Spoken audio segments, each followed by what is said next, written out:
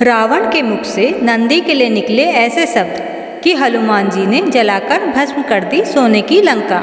कलयुग में हर मनुष्य को याद रखनी चाहिए यह बात। नंदी ने रावण को श्राप क्यों दिया था? रावण बहुत बड़ा शिव भक्त था, लेकिन कैलाश में रावण से एक ऐसी भूल हो गई थी जिसके कारण नंदी ने लंकापति रावण को सर्वनाश का श्राप दे दिया था। रामायण की कहानी के अनुसार जब रावण कैलाश पर्वत पर भगवान शिव से मिलने आया था तो रावण ने नंदी के शरीर और मुख का अपमान किया था। इस कारण से नंदी ने रावण को सोने की लंका जलाकर भस्म हो जाने का श्राप दिया था।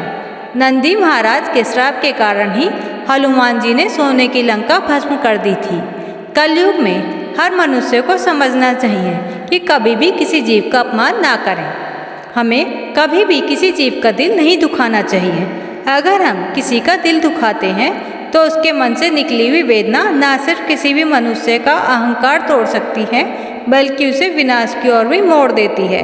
विशेषकर बेजुबान और असहाय पशु पक्षियों को कभी भी नुकसान नहीं पहुंचाना चाहिए और उनके साथ गलत व्यवहार नहीं करना चाहिए, क्योंकि पशु पक्षियों पर भगवान का विशेष आशीर्वाद होता है। विशेषकर महादेव सभी जीवों में कभी भेद नहीं करते। यही कारण है कि इनका दिल दुखाने वाले व्यक्ति को उनके कर्मों की सजा जरूर मिलती है। जैसे रामायण शिव पुराण एक प्रसंग का उल्लेख किया गया है, जिसके अनुसार नंदी ने क्रोधित होकर रावण को श्राप दे दिया था। आइए जानते हैं शिव पुराण और रामायण में वर्णित पौराणिक कहानी। नंदी को भगवान शिव का वाहन ही नहीं माना जाता, बल्कि नंदी महाराज महादेव के भक्त भी हैं। नंदी को भोला भाला जीव माना जाता है। अपने इसी साधारण व्यवहार से नंदी भगवान शिव को बहुत प्रिय है। नंदी का स्वभाव बहुत ही सीधा और सरल है, लेकिन अगर नंदी को किसी बात पर क्रोध आ जाता है तो नंदी का रूप बहुत ही विकराल हो जाता है। इस क्रोध में नंदी सिंह से भी भिड़ जाता है। नंदी को क्रोध आने का प्रसंग रावण से भी जुड़ा हुआ है। रामायण में इस बात का उल्लेख मिलता है कि लंकापति रावण भगवान शिव का परम भक्त भी थे। जब रावण ने सोने की लंका अपने भाई कुबेर से छीनी थी तो उसने कैलाश पर्वत पर जाकर भगवान शिव को लंका में बसने की प्रार्थना भी की थी, लेकिन मोहमाया से दूर रहने वाले भगवान शिव रावण के निवेदन को स्वीकार नहीं किया था। तब रावण भगवान शिव के दर्शन करने के लिए कैलाश पहुंचा था। रावण जब कैलाश पर्वत पहुंचा तो भगवान शिव तपस्या में लीन थे। ऐसे में रावण जब नंदी से मिला तो नंदी महाराज ने रावण को प्रतीक्षा करने के लिए कहा, लेकिन अहंकार के नशे में रावण ने नंदी से उसका परिचय पूछा।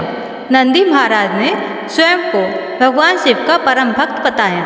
रावण ने जब नंदी को यह कहते सुना कि वो महादेव के भक्त हैं तो रावण को क्रोध आ गया, क्योंकि रावण अपने आप को शिव का सबसे बड़ा भक्त मानता था। एक बैल स्वरूपी मनुष्य को महादेव का भक्त बताते हुए रावण को बहुत हंसी आई। रावण अपने अहंकार में जोर जोर से हंसने लगा और फिर उसने नंदी से कहा, मुझे वानर जैसे मुख वाले मनुष्य से कोई बात नहीं करनी।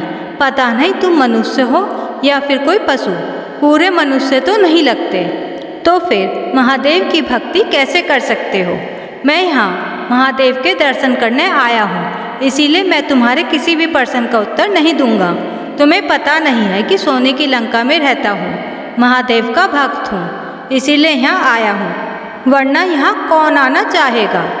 रावण की बात सुनकर नंदी महाराज ने क्रोधित होकर कहा, महादेव का भक्त होने के लिए पूर्ण मनुष्य होने की आवश्यकता नहीं है। कोई भी जीव भगवान शिव का भक्त हो सकता है। शिव अपने भक्तों में भेद नहीं करते, उनके लिए सभी भक्त समान हैं। लेकिन तुम जैसी मानसिकता के लोग महादेव के सच्चे भक्त नहीं हो सकते। तुम्हारे मन में जानवरों के लिए दया और सम्मान के भाव नहीं है। तुम उन्हें कमतर समझते हो, इसीलिए मैं तुम्हें श्राप देता हूँ कि एक दिन तुम्हारा अहंकार कोई वानर ही तोड़ेगा। तुम जिस सोने के महल पर इतना अहंकार करते हो वो आग में जलकर भस्म हो जाएगा। इसके अलावा तुम्हारी मृत्यु भी एक सच्चे शिव भक्त के हाथों ही होगी। समय बीतने के साथ नंदी महाराज का श्राप फलीभूत हुआ और रावण की लंका को हनुमान जी ने जलाकर भस्म कर दिया। वहीं विष्णु अवतार श्री राम के हाथ से रावण की मृत्यु हुई।